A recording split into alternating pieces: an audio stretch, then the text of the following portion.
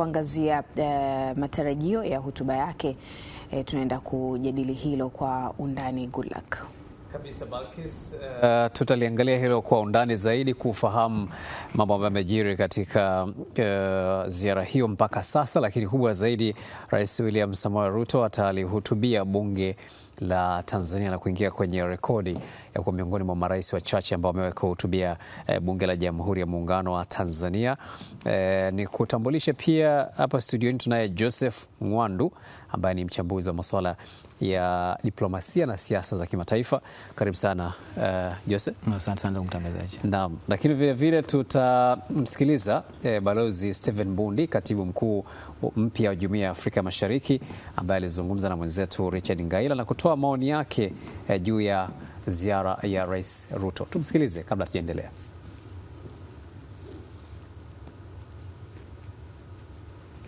Tarajia Rais wa Kenya Dr. William Ruto kuhutubia bunge la Tanzania. Hii inatafsiri nini pengine? Labda niseme kitu kimoja. Ukisoma mkataba unaruhusu, kwanza umetoa maelekezo ya mshikamano, lakini pia unahimiza mawasiliano ya nchi na nchi. Kitendo cha Mheshimiwa Rais Ruto kuja kuhutubia bunge la Jamhuri ya Muungano wa Tanzania kinaonesha ni vipi nchi hizi mbili zimeimarisha uhusiano wa kidiplomasia na uhusiano katika Jumuiya ya Afrika Mashariki, ukizingatia kwamba nchi hizi mbili zimekuwa zikitegemeana sana katika nyanja mbalimbali za kiuchumi na kijamii, na pia katika maeneo ya ulinzi na usalama. Mimi binafsi naona ni hatua njema mno. Ni Stephen Mbundi ambaye ni katibu mkuu mpya wa Jumuiya ya Afrika Mashariki. Balkis. Hakika, lakini hapa studioni tunaye mchambuzi wa diplomasia Joseph Ng'wandu. Karibu sana Joseph. Asante sana ndugu mtangazaji. Tumeona ziara imeanza hapo jana, na moja kwa moja kabla ya kwenda kuigusa hotuba ambayo hii leo tunaitarajia, ziara hii ya Rais Ruto ina maana gani kwa taifa letu? Asante kwa swali zuri. Na ukiangalia toka jana alipofika, ziara yenyewe imebezi mambo mengi. Unaona tumeshuhudia jana waziri wetu wa uwekezaji Kitila Mkumbo alifungua jukwaa la biashara kati ya Tanzania na Kenya, ambalo limekusanya wadau wa sekta binafsi na wa serikali kujadili namna fursa anaweza kutumia namna gani fursa ambazo zinapatikana kati ya mataifa haya mawili. Kwa hiyo jioni yake tumeona marais wetu, Rais wa Tanzania Dr. Samia Suluhu Hassan na mgeni wake kutoka Kenya William Ruto wameenda kuongea na wadau hao. Kwa hiyo naona namna gani ziara hii imekuja kimkakati na ni muda mwafaka. Ukiangalia mataifa au dunia yapitia kwenye mgogoro wa kiuchumi kutokana na vita inayoendelea Mashariki ya Kati. Lakini unaona sasa kwamba namna gani sisi kama majirani tunaweza tukatumia resources tulizo nazo sisi wenyewe ili kujiletea maendeleo yetu ya kiuchumi. Ukisema muda mwafaka ina maana gani? Labda nikurudishe nyuma kidogo. Wakati wa janga la COVID-19 2021, Rais wetu Dr. Samia Suluhu Hassan alizuru Kenya na kapata bahati ya kuhutubia bunge la nchi hiyo. Kwa hiyo kusema muda mwafaka kwa maana wakati huo tulikuwa kwenye mgogoro huo wa kiuchumi. Sasa tunaweza kwamba wanaweza wakatumia namna gani sasa wao wenyewe mashirikiano walionayo kati ya nchi mbili waweza kutumia namna gani kujikwamua tulipokuwa mwanzo na sasa. Na ukiangalia wakati huo ukuaji wa kiuchumi ulikuwa umeshuka sana, na toka ziara ile mama amefanya kuanzia 2021 mpaka sasa, hata biashara kati yetu ya sisi na Kenya imeongezeka kwa zaidi ya 30%. Kwa hiyo tunatarajia hata sasa kutokana na mgogoro huo unaoendelea Mashariki ya Kati unaopelekea kuongezeka gharama za uzalishaji, ikiwepo ongezeko la bei ya mafuta. Kwa hiyo unajikuta sasa wao wenyewe kama majirani, wao wenyewe kama nchi ambazo tunashirikiana kwa ukaribu kama alivyosema balozi, sisi na Kenya ni miongoni mwa nchi tunazofanya biashara zaidi kwa ukanda wa Afrika Mashariki, na kwa takwimu zilizopo sasa Tanzania ni miongoni mwa nchi kinara kutoka ukanda wa Afrika Mashariki ambao tumewekeza zaidi nchini Kenya. Vile vile na Kenya kwetu wao ndo ukiangalia sasa ndo wamewekeza zaidi ukilinganisha na nchi zingine zote za Afrika hapa Tanzania. Ni miongoni mwa nchi 5 zilizowekeza zaidi hapa Tanzania. Yani maana yake ukijumlisha nchi za Afrika pamoja na mataifa mengine. Sasa tumeona pia ikijadiliwa masuala ya diplomasia ya uchumi, hasa kwenye biashara. Urari wa biashara katika miaka ya nyuma ilikuwa inaonekana kwamba umeegemea zaidi upande wa Kenya. Kwa maana Kenya ilikuwa inafanya biashara zaidi hapa kuliko sisi, lakini kwa miaka hivi karibuni tumeona ni kama sasa tunaanza kubalance kwenye ile volume of trade. Na katika hilo sasa, ili biashara iweze kufanyika kwa ukubwa zaidi, kuna masuala ambayo yanatajwa kama vikwazo ambavyo pia vimeelezwa kwamba vinatatuliwa, hasa vile vikwazo visivyo vya kikodi kwa mfano, lakini vipo hata vikwazo vya kikodi ambavyo vimekuwa kwenye mazungumzo. Lakini tunafahamu kwamba mataifa hayo yote mawili yapo kwenye Jumuiya ya Afrika Mashariki. Uhusiano huu wa uwili, yani bilateral relations, inazungumzwa katika level hiyo, lakini wapo ambao wangetamani kuona kwamba hivi vikwazo vinatatuliwa zaidi katika level ya Afrika, kanda ya Afrika Mashariki, multilateral. Kwa maana ya kwamba sasa katika ukanda huu, na ikiwa pia ni miongoni mwa malengo tuliyojiwekea kwamba vile vikwazo vyote vya kikodi, visivyo vya kikodi ambavyo vinaweza vikaathiri biashara ndani ya Jumuiya ya Afrika Mashariki vinaondolewa. Upi mtazamo wako kuhusu hilo? Kwanza ukiangalia kwa Afrika yote kwa ujumla, ukiangalia tupo kwenye soko huru la Afrika Mashariki, la Afrika nzima, kwa maana ya nchi zote za Afrika. Yako malengo ambao kama Afrika wamejiwekea, lakini ikifika sasa hatua za kikanda zile Afrika Mashariki kuna SADC, lakini ndani ya hapo pia yako mahusiano ambao kama tunasema ya nchi mbili. Namna gani sasa nyinyi kama nchi, kama mahusiano yenu ya nchi mbili mnayatumia ili kuweza kulichangamkia soko hilo ambalo limefunguliwa la Afrika nzima. Kwa hiyo lazima mkae kwa pamoja, muondoe vikwazo ili biashara kati yenu iweze kushamili na kuweza kuleta tija kwa wananchi wenu. Na ukiangalia, ndugu mtangazaji, ni kweli kwamba upo usemi unasema ukitaka kwenda mbali lazima uende na wenzako. Ile kutaka kufika kwa haraka, nenda peke yako. Kwa hiyo kwenye msemo huo unafanya kazi kwenye uwanda wa diplomasia. Huwezi kwenda ukiwa peke yako. Na ukiangalia sisi kama Tanzania tumezindua dira yetu ya 2050. Sasa utaifikiaje hiyo dira bila kushirikiana na wenzako? Kwa hiyo lazima tufanye kazi kama jumuiya, kama ushirikiano huu wa nchi mbili kati yetu na Kenya, ili tuweze kufikia malengo ambayo tumejiwekea. Hapo katika diplomasia ya uchumi, Rais Ruto jana alipata kuzungumzia kuhusu ujenzi wa kiwanda cha mafuta kule Tanga, ambacho kiko katika miongoni mwa miradi ambayo wana mpango wa kutekeleza.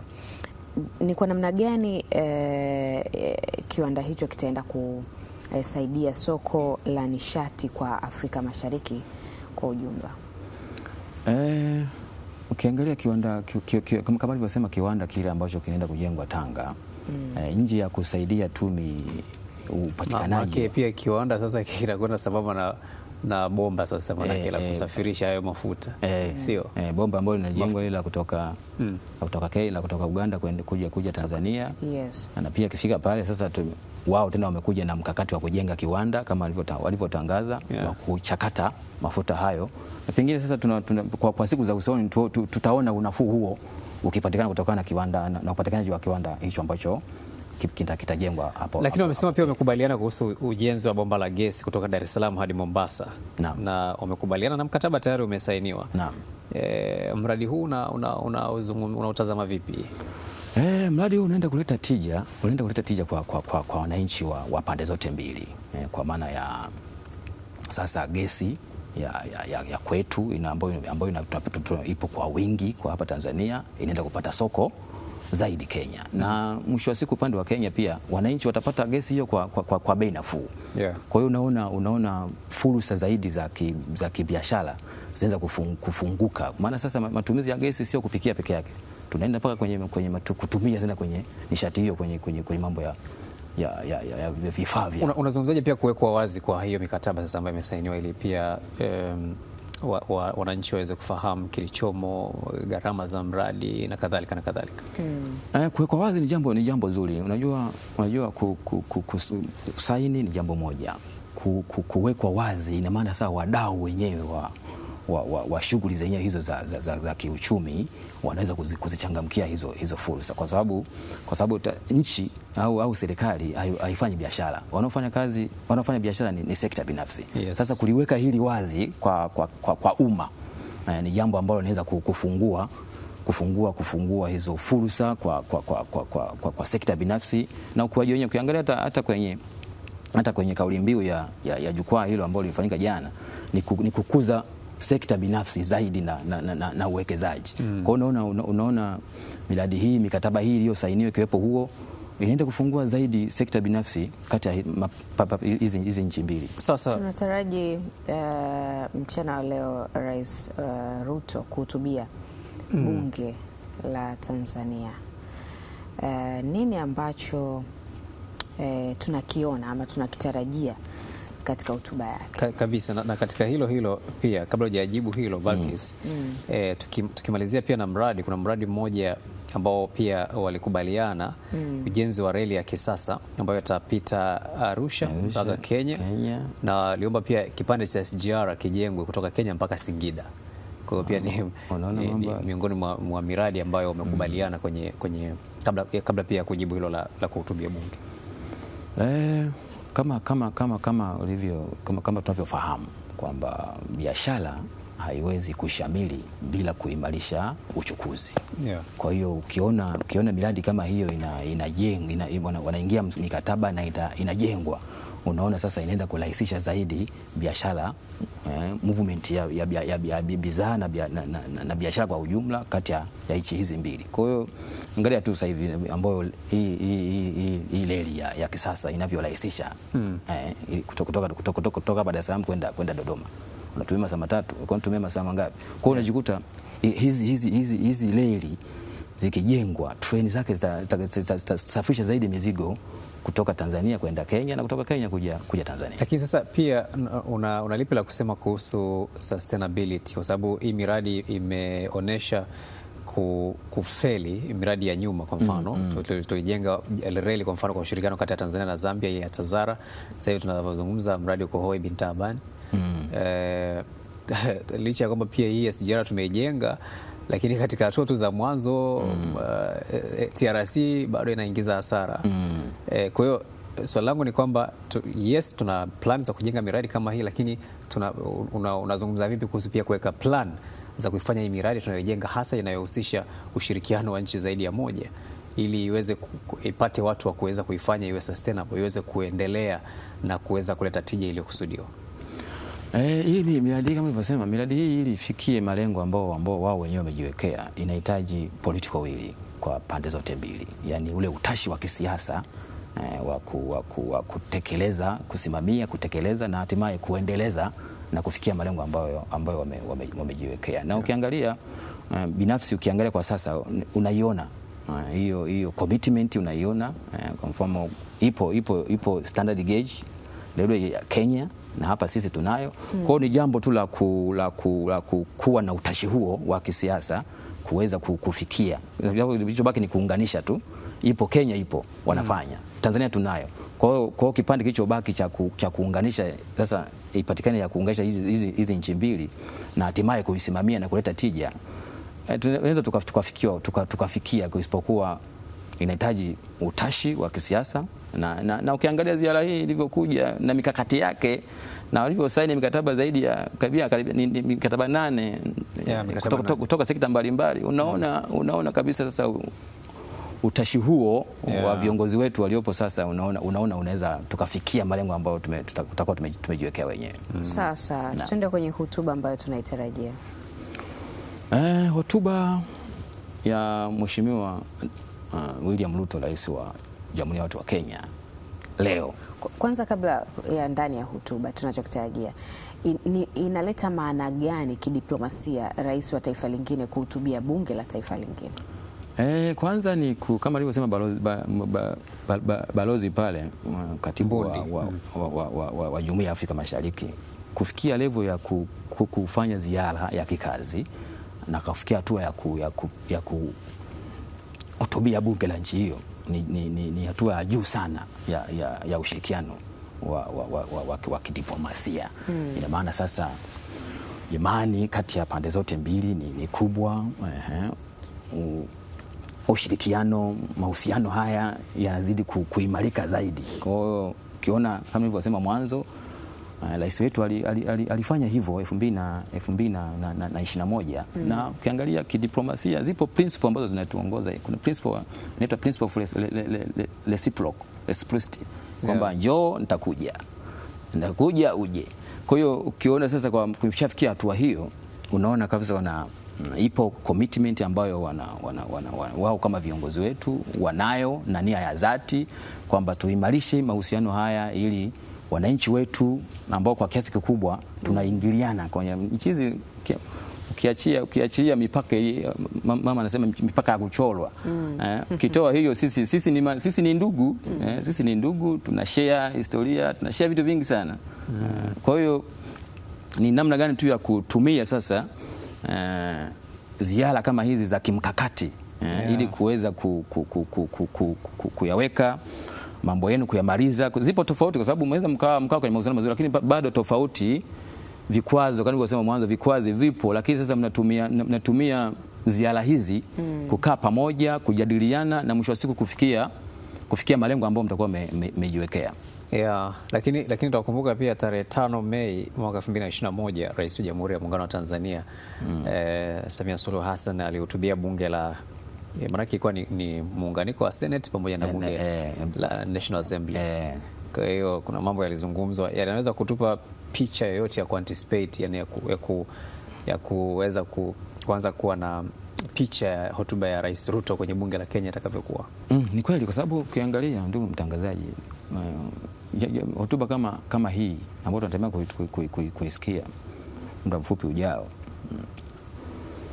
kumbuka walipofika walikaa na mwenyeji wake, wakakaa ile mazungumzo yanasema tete ile mambo ya uwili yale. Wakakaa, baada ya hapo watakaa na jopo na delegation zao za pande zote mbili. Baada ya hapo watafanya press kidogo kuhabarisha kilichozungumzwa. Sasa ukifikia hatua ya kwamba huyu mgeni sasa aenda kuhutubia bunge, ina maana sasa ndo na yale ambayo pengine ambao tayari wameshakubaliana wanayapeleka kwa umma, ili watu wengi zaidi waweze kuzipata hizo habari. Na mwisho wa siku, baada ya au wakati wa hotuba, tunatarajia sasa mgeni wetu ataangazia zaidi, atatuonyesha ni fursa gani za kibiashara, za kiuchumi, za kiwekezaji ambazo zinapatikana Kenya, Watanzania wanaweza tukazichangamkia na hatimaye kunufaika kupitia fursa hizo ambazo zitakuwa zimeainishwa kwenye hotuba. Sawa Joseph. Kwa sasa tuende kule bungeni jijini Dodoma ambapo mwenzetu Joyce Mwakalinga alipata kuzungumza na baadhi ya wabunge na tuyasikie yale ambayo wao pia wanayatarajia kutoka kwenye hotuba ya Daktari William Samoei Ruto. Hapa Afrika Mashariki, watu ambao tunafanya nao biashara kubwa sana, kwa maana ya wao kuleta bidhaa kwetu, lakini na sisi kupeleka bidhaa kwao. Mojawapo ya nchi ambazo tunafanya nao biashara kubwa sana ni Kenya. Kwa hiyo tukija tutayaona ushirikiano wetu mkubwa kati sisi Afrika Mashariki, lakini tutaona jinsi ambavyo tunashirikiana kiuchumi, kidiplomasia, lakini sisi kama ndugu wa Afrika Mashariki katika kuelekea ndoto ya mababu zetu wakati ule walipoanzisha Afrika Mashariki yetu.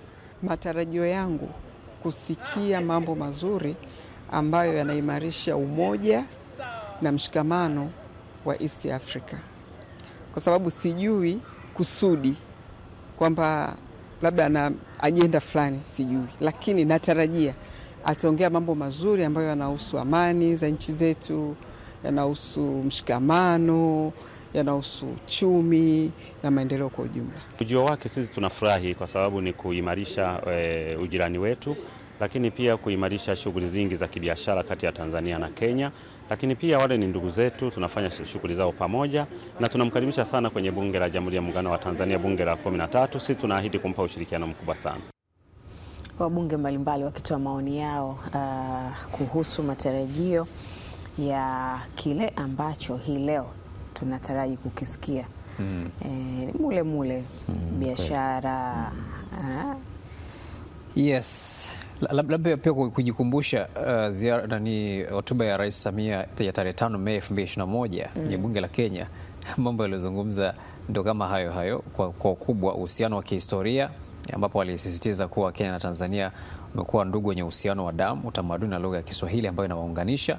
Lakini walizungumza kuhusu ushirikiano wa kiuchumi, na hapo rais alitoa ahadi ya kuimarisha biashara na uwekezaji, wa kuondoa vikwazo visivyo vya kiushuru, kukuza uchumi wa nchi zote mbili. Lakini walizungumza kuhusu umoja wa kikanda, manake umoja wa EAC, lakini pia masuala ya uongozi wa wanawake. Kwa hiyo ni miongoni mwa mambo ambayo Rais Samia, ndio maana nilimuuliza hapa kwamba pengine mambo hayo, na hata tulivyosikia pia matarajio ya wabunge wamegusa hayo masuala ya biashara, kuimarisha diplomasia zaidi, ushirikiano ndani ya Jumuiya ya Afrika Mashariki, na pengine hata haya ambayo wamesha saini kwenye makubaliano yanaweza yakatupa picha kwamba hotuba itakavyokuwa. Hakika kwa sababu ukiangalia hapo jana Waziri Kitila Mkumbo aliongea kwamba biashara yetu sasa kati ya mataifa haya mawili imekuwa na matarajio ya viongozi wetu ni tuvuke zaidi ya bilioni 1 dola za Marekani. Kwa sasa ziko kwenye milioni 860 kwenda 900. Kwa hiyo ina maana kuendelea kuimarisha mahusiano yetu yanatafungua fursa zaidi za shughuli za kiuchumi, kuwepo kuvuta zaidi wawekezaji kutoka Kenya, kuvuta zaidi wawekezaji kutoka Kenya, kutoka Tanzania kwenda Kenya. Tunaona leo nyinyi hapa mko mnaendesha ligi huko Kenya. Kwa hiyo yote haya ni kutokana na mahusiano mazuri yaliyopo kati ya Kenya na Tanzania. Mbali na haya yote ambayo yamezungumzwa kwenye makubaliano yaliyosainiwa, kwenye briefing ambazo zimefanyika kuhusu walichozungumza Rais Ruto na Rais Samia wa hapa Tanzania, ni mambo gani ya kimsingi ambayo unadhani ambayo bado hayajagusiwa, lakini na wewe ulitarajia kwamba pengine yangegusiwa, ama labda unatarajia yanaweza yakawepo kwenye hotuba ya Rais William Ruto, ambayo unadhani yamekuwa ni changamoto ambazo zinaweza zikawa zinatatiza diplomasia ya nchi hizi mbili? Matarajio ni kwa sababu ukiangalia mpaka sasa ukiangalia vikwazo vingi vimepunguzwa kama sio kuondolewa kabisa. Kwa hiyo natarajia hotuba hii inaenda kumaliza kabisa hivyo vikwazo au changamoto ambazo zipo kati ya mataifa mawili. Kwa hiyo kupitia hotuba hii ambayo sisi kama wana Afrika Mashariki, sisi kama wana Kenya na Tanzania tuna matarajio makubwa kutoka kwa kiongozi wetu kutoka Kenya. Pengine kupitia hotuba yake inaenda kuponya mambo mengi, ikiwepo kuimarisha zaidi mahusiano kama walivyosema baadhi ya wabunge. Joseph, tunakushukuru sana na karibu tena kwa wasaa mwingine. Asante sana mtangazaji. Tumezungumza hapa na mchambuzi wa diplomasia Joseph Mwando, lakini zaidi ni kuhusu matarajio ya ziara ya Rais wa Kenya, hasa katika hotuba ambayo tunataraji atahutubia hii leo bunge la Jamhuri ya Muungano wa Tanzania, bunge la 13. Tumepata faida kubwa sana hasa katika ziara yake hii, kidiplomasia, kiuchumi na maendeleo ya kati ya mataifa haya mawili.